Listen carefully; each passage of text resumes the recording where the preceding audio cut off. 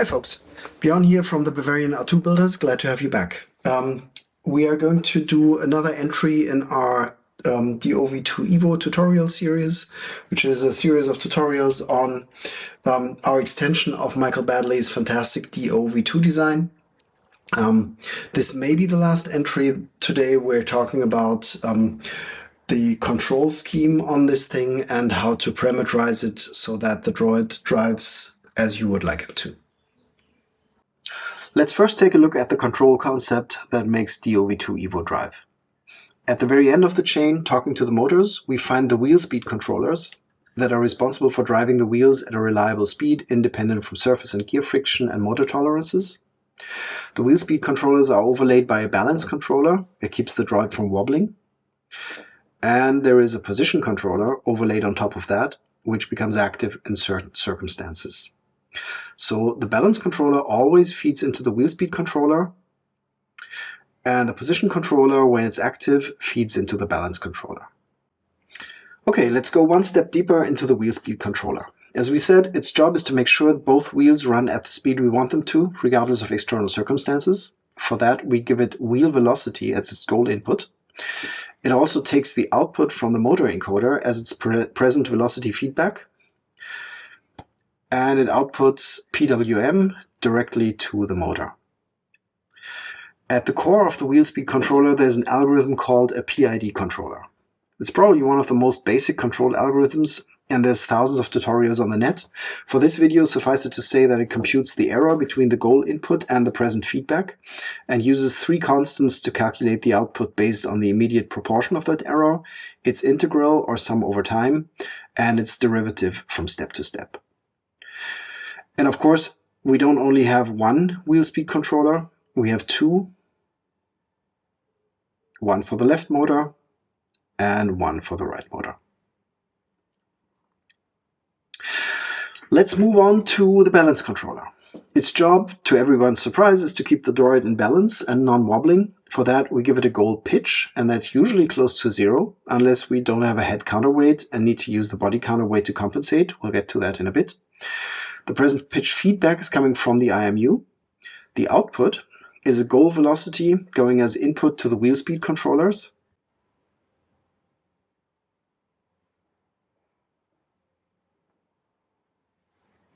And in the middle is another PID controller with its own parameters.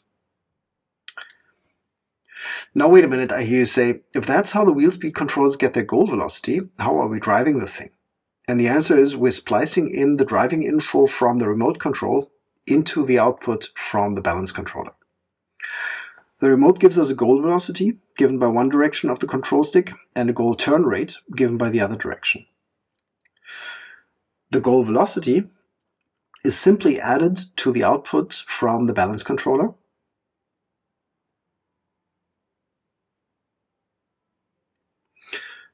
And the goal turn rate is spliced into the wheel speed input separately, with a positive sign in one and a negative sign in the other.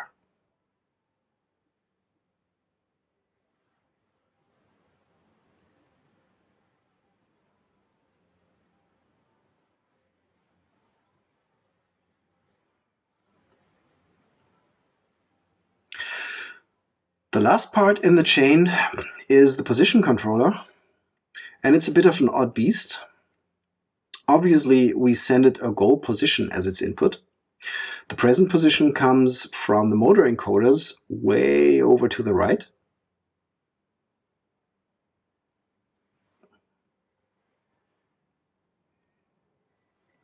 And there's a PID controller at the core, of course.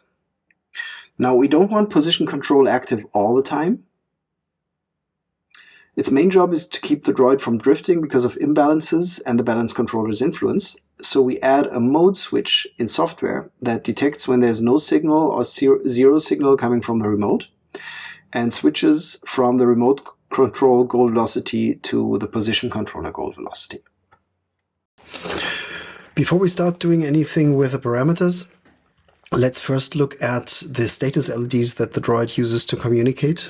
That's going to be of a lot of help, especially when working with things like position control and velocity control. So the droid on its main board has 3 status LEDs. You can see those 3 here. The one on the right, if you look at the droid from the back, this is the front because here's the neck. The one on the right is the overall status LED. This is white during self-test phase. It turns green if self-test is complete and the droid's basically drivable. It turns yellow if there's anything degraded, and it turns red if there was an error in self-test. There's also the audio output, so you really don't need it for that. But if it's green, that means everything is okay. The second LED is the communication LED. And that it's at the moment off because I have both the remotes are off. And this is going to color code. If I switch on this is the left remote with the display.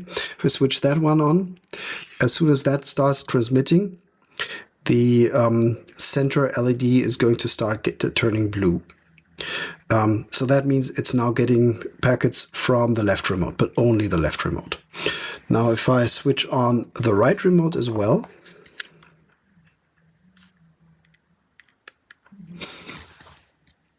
as soon as that starts transmitting, you'll see the center LED turning white,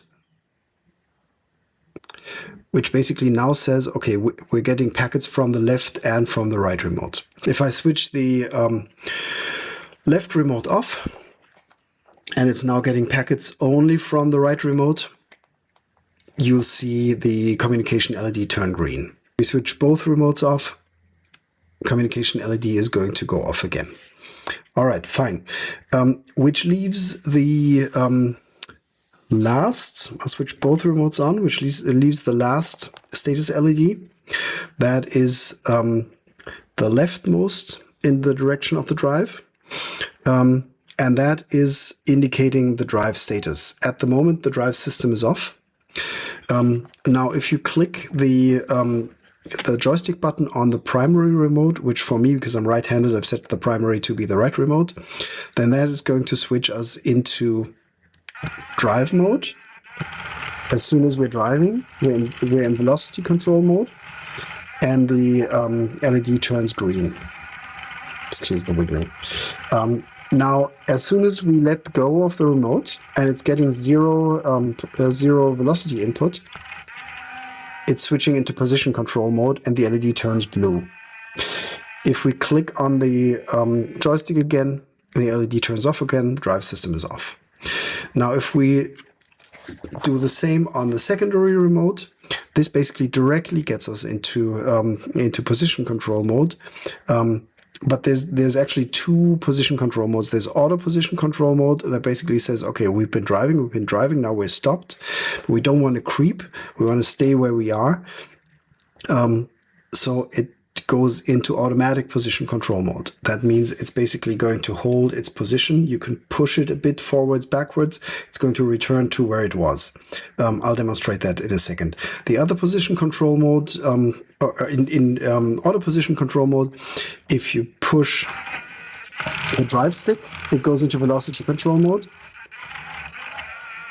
And as soon as you let go, it goes into automatic position control mode. But if you push the drive stick, then it will drive forward. Now, the other position control mode is the one that you can activate with the click on the secondary remote. And that is direct position control mode. This is turning yellow. I'm not sure if you can see that. That's actually yellow because of the iPhone camera, but I assure you it is yellow. Now, direct position control mode means that if you push the drive stick on the primary remote, you're not going into velocity control mode. You stay in position control mode, but it gives you a different position set point. So basically, you can use that to drive a meter to the front. And as soon as it's there, it will hold there. And then if you let go of the stick, it's going to return to the position where it was before you started pushing on that stick. So those are the 3 control modes. And for parameterizing the drive system, we're going to look at all of them individually. But the thing that we initially want to do is we want to look at regular velocity control mode, and we do not want it to switch back into auto position control mode. So we're going to disable that with a command. And the reason why we're doing that is we want to see if it drifts when it's standing. But the auto position control mode is done exactly to remove small drifts. We still want to be very careful to parameterize it so that it doesn't drift even if there's no position control mode engaging. So we're going to switch that off. In order to do anything about the parameters of the droid, we need to go into the console, and there's a couple of ways to do that. If you open a serial monitor and connect the droid with a USB cable, then you are going to just be able to use a serial console directly with the cable. The usage for all the different ways to access the console is exactly the same. The syntax is exactly the same. They're connecting to the same console server. So no difference at all. Usually you'd use this, you use the droid tethered, but since we're playing around with the motion parameters and I want some freedom, I want to be able to do it wirelessly. So the droid has a Wi-Fi connection, and you can set that Wi-Fi connection to either open an access point, and there's a Wi-Fi secrets.h file that shows you what the access point is called and what the passphrase is. Or you can also set the access point. You can also set the droid to connect to your local Wi-Fi access point. That's what I've done here. So the droid is connected to my home Wi-Fi, and so what I can do is basically just do a telnet into the droid's IP address.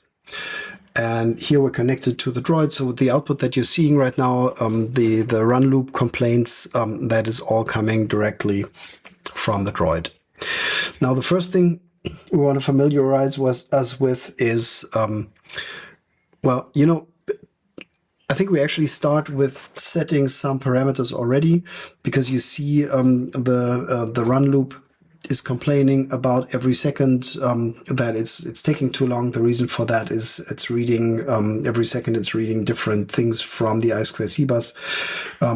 We do 100 run loop runs per second, so if we miss one, it's not dramatic. We want to get rid of the complaint. So what we do is there's a variable called log level for each module, or for each subsystem. The subsystem that's complaining here is called run loop. And what we're going to do is you see it's saying run loop open parenthesis 3. That means it's getting a log message of level 3. That is info. Well, it's actually, I think it's warning. And we want to set the log level so that we suppress this message. So what we do is we say run loop set log level 4. There you go. And that was a bit hard to see because it was getting interrupted by all those messages. So here's the command again, run loop. That's basically the name of the subsystem, and you address the subsystem and then give it a command, set log level 4. So that's the command. Okay, let's familiarize ourselves just a bit with the command line. You can always just say help. And that is going to give you a basic help text that says, okay, on top level, you can say help, you can say status, you can say start, stop, or restart. You can say store, which stores all parameters into flash. And you can also say scan I2C, which basically tells you which addresses you have on the I2C bus. And then you have different subsystems that are running. And each one you can say help, status, start, stop, restart. And also if you do subsys help, you're going to get a number of additional commands. So if we just say this is a top level command, we say status, we see that we have 6 subsystems running. There's console, run loop. Those are basically the system, the most basic system services. Then we have a Wi-Fi communication module which is running. We have an XP communications module that's running. We have a servos module that is a Dynamixel subsystem that's running, and we have the DO main droid subsystem that's also running, and that's giving us a bit more information even in the status line, saying, okay, we're at 14.4 volts of battery, which is not great. I should probably exchange these soon. The servos are okay, and both motors are okay, and the IMU is also okay. Good. So we're going to mostly interact with DO, and I'll probably have to do some scrolling here because DO has a ton of options. First, we said we want to disable the DO system to go into position control mode automatically. So let's look at what the DO subsystem offers, and we do this with DO help, and it's going to throw a ton of stuff at us. And we scroll back to the beginning. So this has a couple of different commands. Status, of course. Then we have self-test, which it does automatically at startup, but we can retrigger the self-test.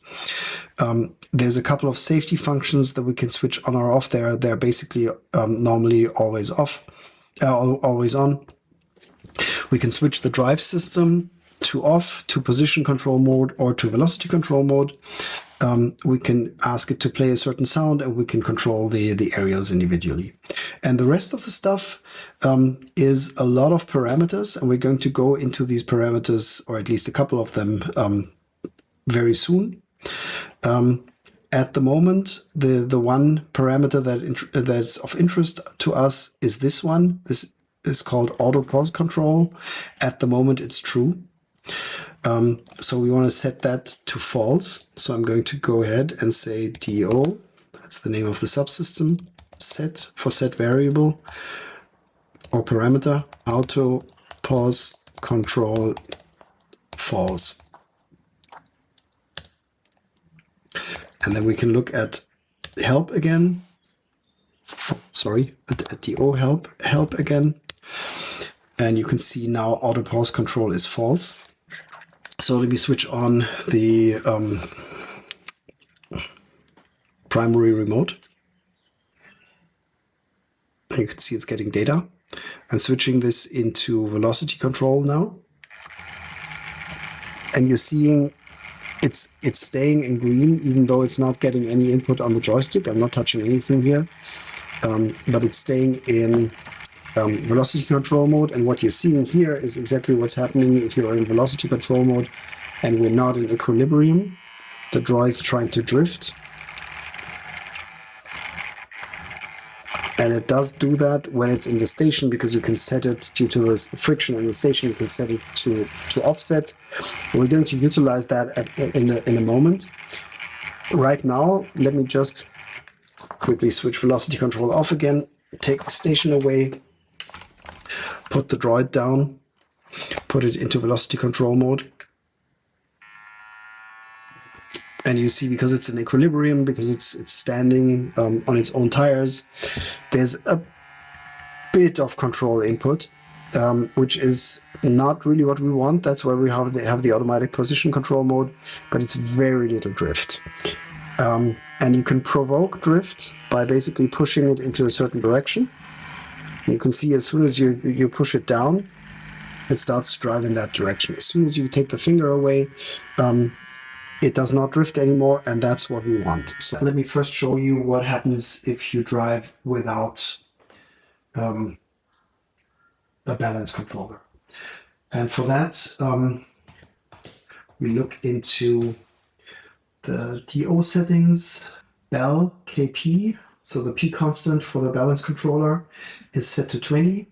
We disable the balance controller by setting it to 0.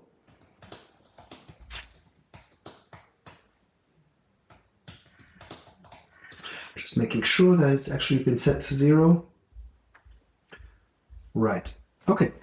So what happens if we set the balance controller to 0? is that the droid can't balance itself anymore. I mean, sure.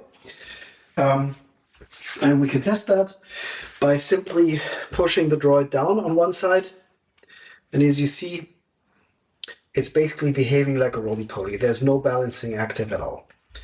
And of course, you can drive it with the remote as well. And then when you stop, you see that roly-polying effect. So that's not how it's supposed to look like. Now, if we set the balance controller back to the 20 that we had,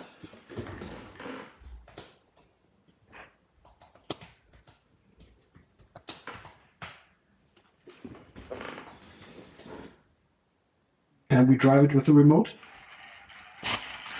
you see there's a bit of this roly-polying, but it's absolutely minimal.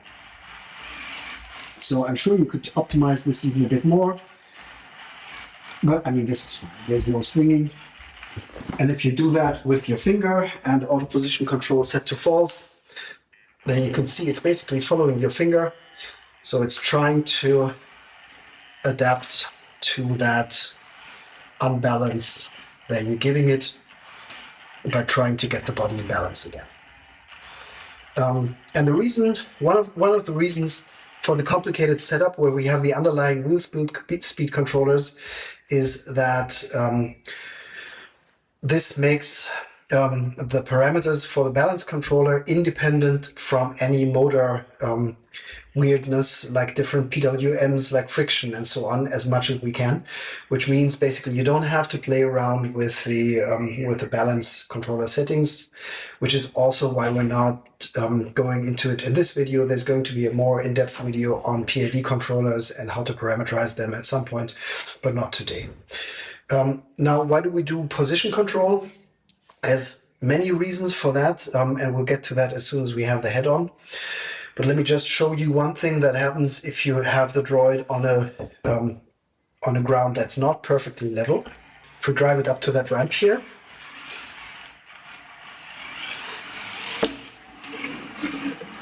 and let go of the stick, you see it drives right back down the ramp because gravity pulls the counterweight so that it's not in balance anymore. So it slips right down. Now, if we enable auto pause control,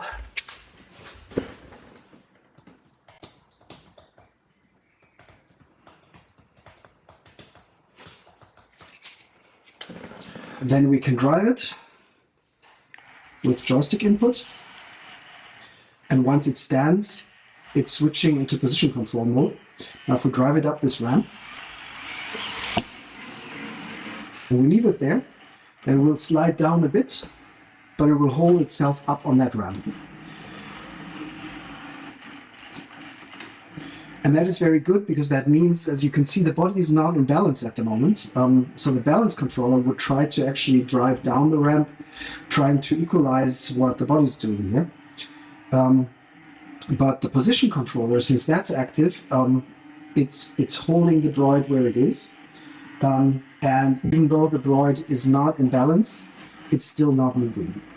Of course, every time I flip the joystick and every time we do something to the droid that makes it drive, it switches back to velocity control. So as soon as I do even a bit of driving, it will first commence sliding down the ramp and I have to correct its joystick motion.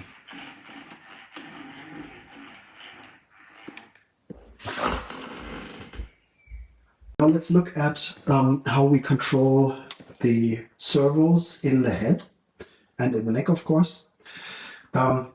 First of all, one of the most important things to know about the head is that there's a neck offset that you can set to something other than 0. At the moment, you see my droid has his head a bit forward. Let me turn him so that you see it better.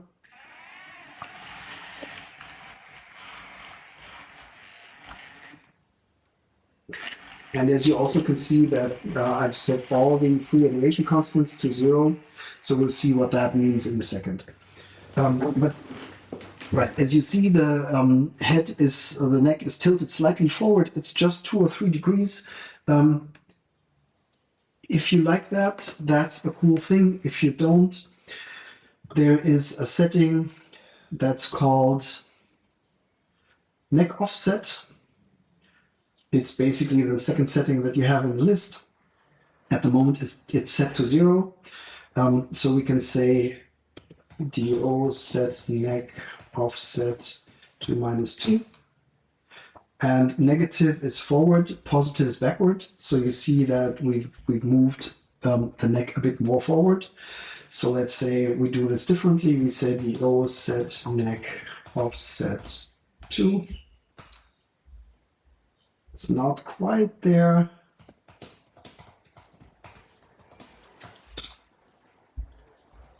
You can see he's getting straighter and straighter.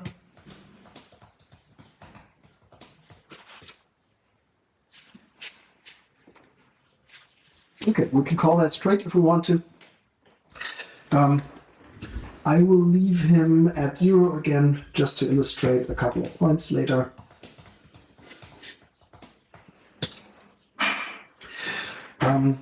So that's the neck offset, and that is very, very important, especially if you don't have a counterweight, because without a counterweight, the head is actually going to exert a force on the wheels, which will make the droid basically lean forward as you move the head forward. So the body leans forward. And you definitely don't want that because it's going to influence your velocity at all times. The automatic position control makes him not drift out of the way, but it's still not cool. With the counterweight here, we don't really care that much. It's not influencing the body that. Beyond from the future here, and I realize it's probably a good idea at this point to talk about how the masses inside DO influence its balance. So DO has 2 tires that are standing on the ground, and each tire has a drive gear acting on it that is mounted to the main frame inside the droid. First of all, let's assume we have no ballast and the main frame is massless.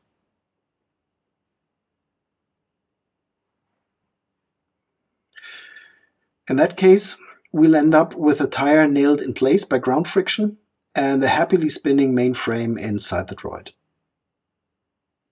That's obviously not what we want,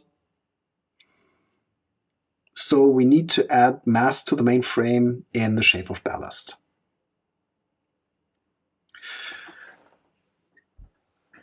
When we do that, what we get is the main frame rotating forward until it enacts enough force to break ground friction, at which point the droid starts rolling forward.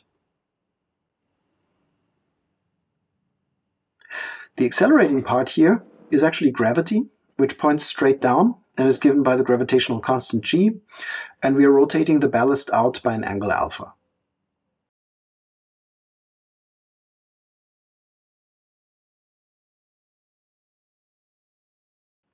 The force we're obtaining by rotating the counterweight forward is m times g times the sine of alpha. So the mass or weight of the ballast times g times the sine of the angle.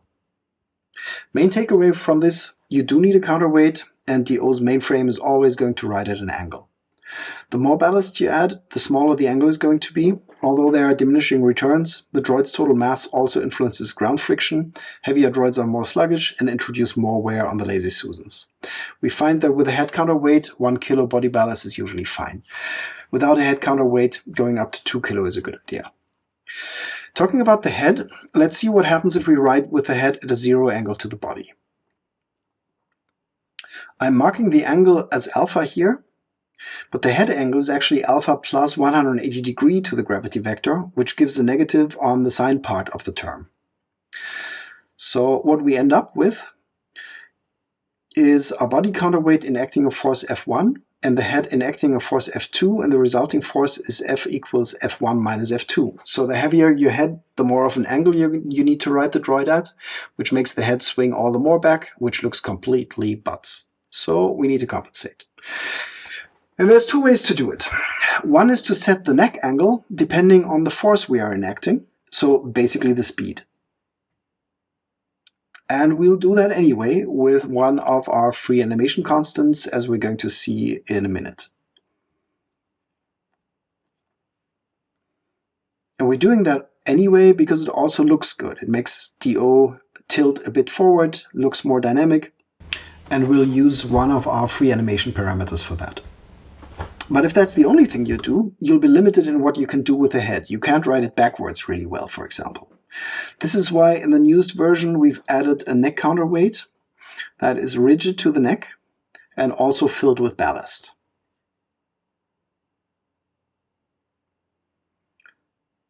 So the neck and the neck counterweight can rotate independently from the body counterweight.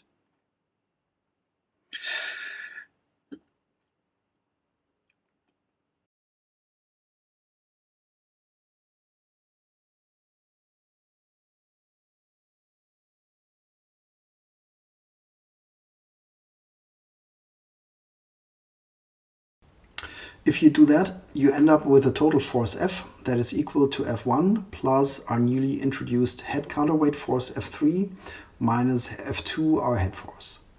The more equal you get F2 to F3, the more these cancel out and your body motion and your head motion are separated, which gives a lot of freedom for head puppeteering.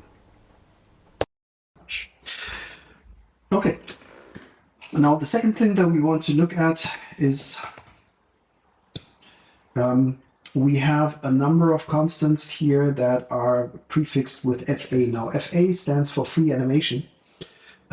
Free animation is basically means that the droid is animating servo-controlled parts of its body, in this case the head and the neck, depending on what you do with something else, in this case the drive system. And we'll go through all of these constants in a second. Just let me show you real quick what happens if you do not have these set to anything. At the moment, I've set them all to 0. Now, if we start driving the droid,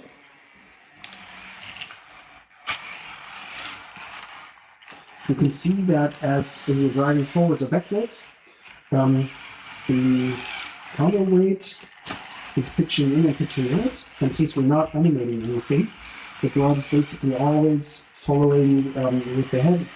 Of course, there's a bit of wiggle in the servo, but it's trying to keep the head rigid to the body, which gives you these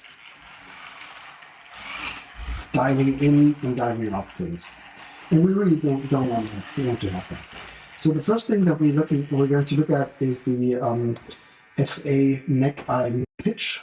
This basically says as we pitch in the IMU, which means as we go into the motion with the counterweight, we are going to move the neck correspondingly.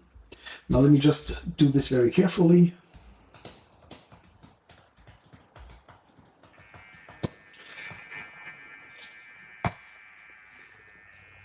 And we're getting the pitch in degrees, and we're also setting the neck IMU servo in degrees. So basically what we're saying here is as the body pitches in a number of degrees, the neck is supposed to counteract that by half of what we're pitching.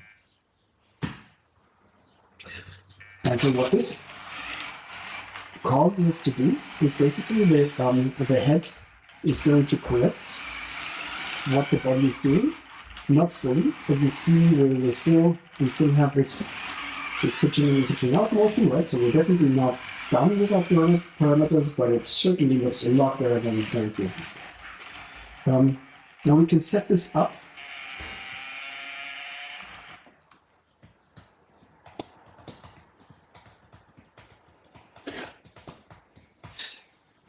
compared to 0.8.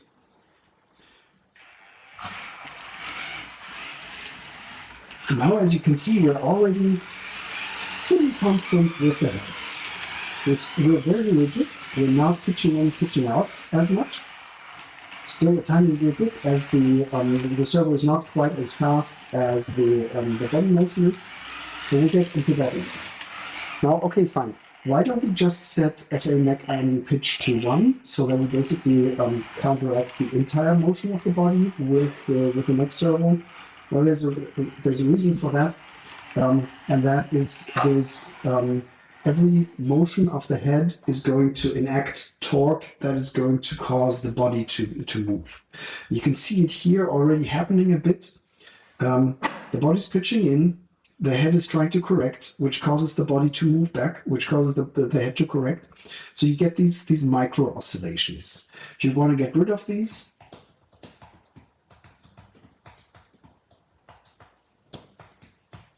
to just a bit less.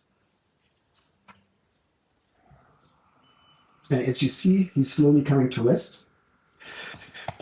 If you want to set that up, let's say to 1.95, to 0.95, what you're going to see is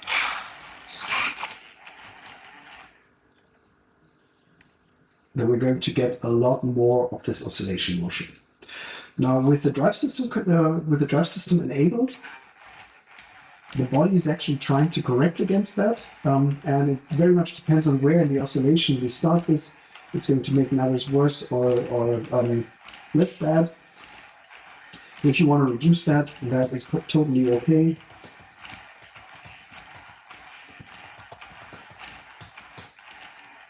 Put it to 0.7.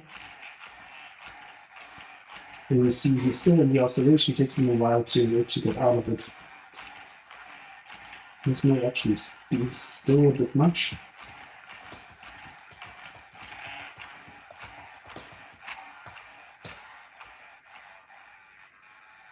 There you go.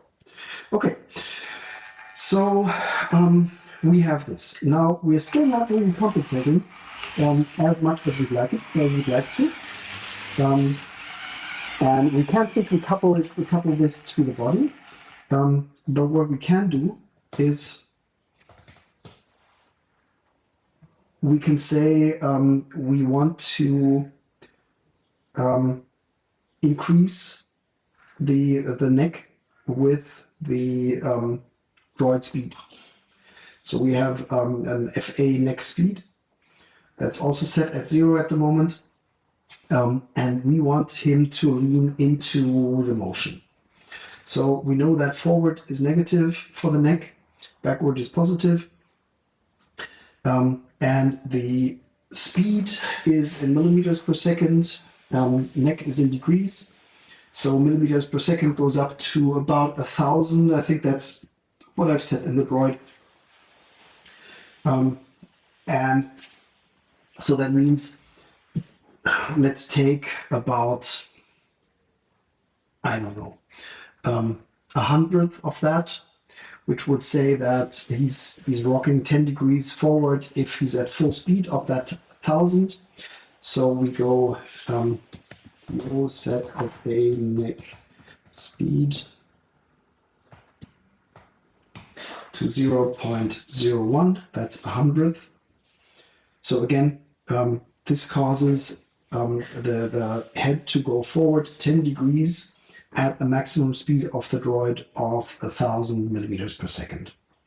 Oh, and of course we need to do this negative, otherwise he's going to rock back. All right, so what this causes him to do is, you can see, as we're going faster, he's moving his head forward a bit. It really looks really cool and dynamic. Of course, we can dramatically increase that if we want to.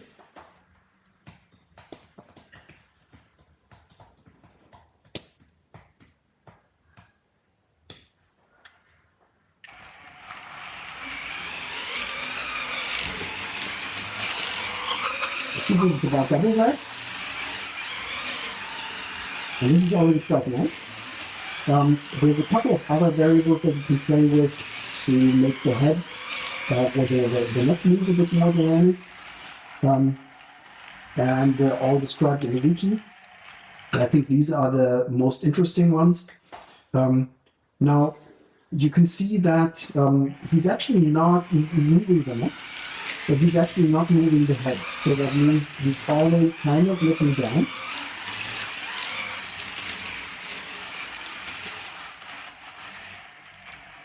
But we really don't want that. So we want to make him look up a bit. So there's a FA head pitch speed set point. This is basically as the faster that we want him to go, the more we want him to move up his head.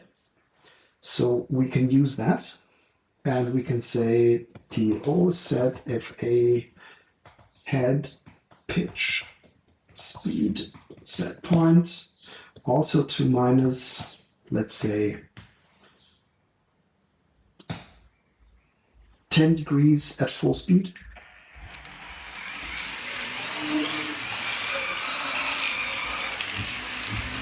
And this is negative. You can see he's actually looking down. This is the wrong direction.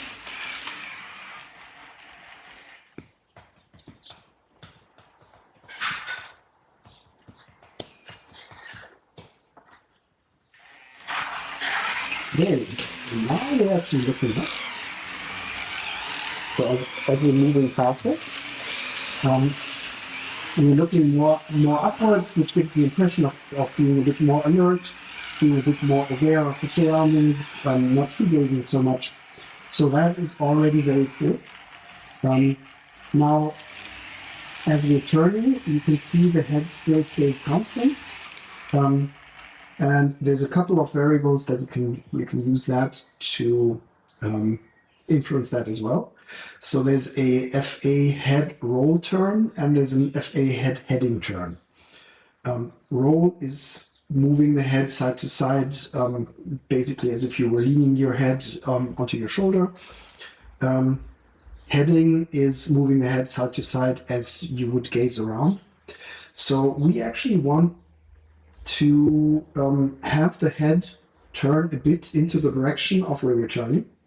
So we can say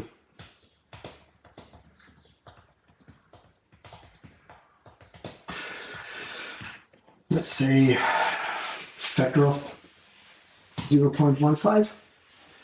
And what this causes him to do is, you can see as we're turning, now he's actually looking in the direction of where we're turning. And that's already quite nice. You can see if you compare it with the first motions, where he was totally lifeless. Now he's actually gazing in the direction, he's looking up, alert, as he's getting faster. And there's a couple of more things that we can do. We can say DO set FA head roll turn, and we can make the head roll in the direction of where we're turning.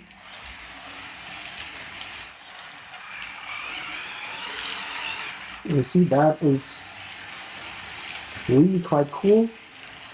Now, this depends very much on what personality you want to have. Especially the head roll, you can also do in the other direction. Everything else in the other direction I find a bit strange, but the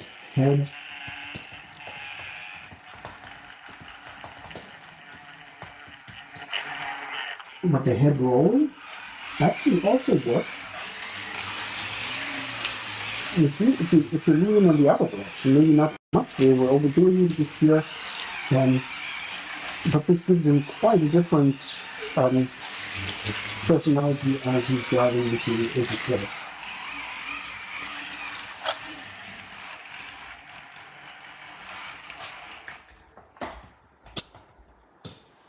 All right. So just out of completeness, we covered the IMU pitch. There's also IMU axials, and not just next speed. You can take the acceleration from the IMU or the acceleration from the remote set point. The reason why we have those is if you accelerate quite strongly, you can still see him lean his head back because the servo just can't keep up. Yep. Now you can add the speed set point acceleration with something very small,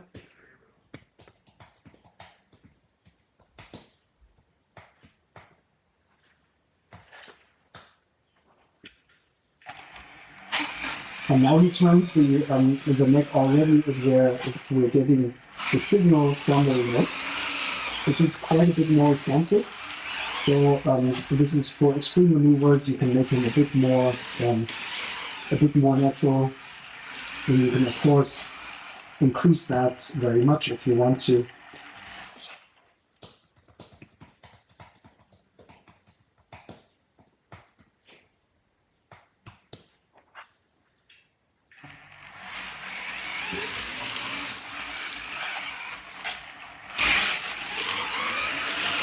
Now we're actually moving quite strongly into even strong accelerations. So let's do a quick comparison. On the top, you see him driving without free animation, with all parameters to 0, and on the bottom is what we're at now. We covered head roll turn, we covered head heading turn, the aerial speed. We don't have the aerials on right now, but that basically controls how strongly the aerials are going to pull in or push out, depending on how fast we are. And then the head wheel time. We have the head motion on the IMU of the remote. Now, if I let go of the button that controls the head motion at 0 anneal time, you see he's going back to 0, and he's going back to 0 immediately. And if we set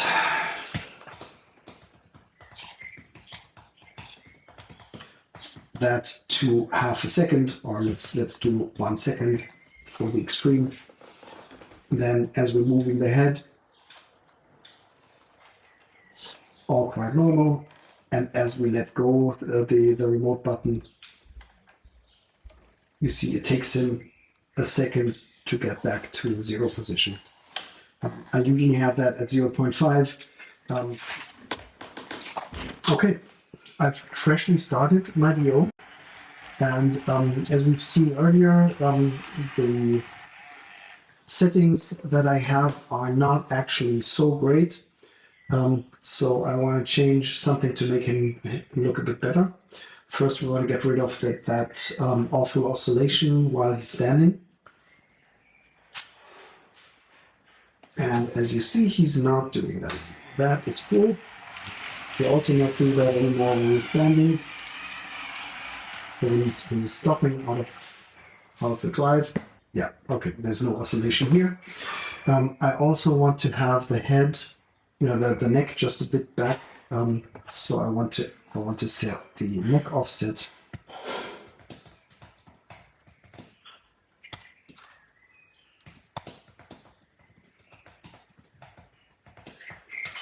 and then pitch offset to 0. Makes it nice and straight. And now I want to store those parameters, and I can just say store, and then he's basically storing all the information, all the settings that we've just done to Flash. So next time I switch him on, he's going to get back to the settings that I've just changed. Unfortunately, you have to do that again as soon as you flash a new version of the software, because that is going to clear the flash memory. It does not do that on the remotes, but on the Maker Wi-Fi 1010 that we have in the body, it will do that. So it's a good idea to take a screenshot or to write down the parameters somewhere if you're happy with them. You can also go into the configuration header file, and there's a configuration variable for corresponding to each of these, and basically hard code that in. Also possible entirely your choice. So one last thing before I say goodbye, and that is I wanted to show off that everything that is IMU based in the droid in the free animation, so for example head turn, head roll, but also the adaptation of the neck to the body position, of course also works if the drive system is not on. So for example, if you turn him back and forth, you can see that the head is actually compensating with the 60% that I've just set.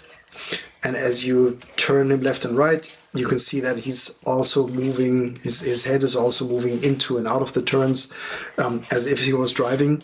So that's one of the reasons why we have this rotational basis, so that you can basically put him on a table and show that off. Okay, and that concludes, I think it's not actually the last video that I'm doing. It's going to be the last but one in the series of D Ov2Evo tutorials. The next and last one is going to be a deep dive into the PID control for the wheels, for the body, and for balance and for position. That would make this video entirely too long. So I think we'll make a cut here. I hope I could introduce a bit of the free animation parameters and the tuning parameters that you can use to make D-O basically your droid and behave the way that you want him to. If you have any questions, leave a comment. If you liked the video, please do press the like button. And if you like the channel, subscribe. Thank you very much for watching. Have a great day. Bye-bye.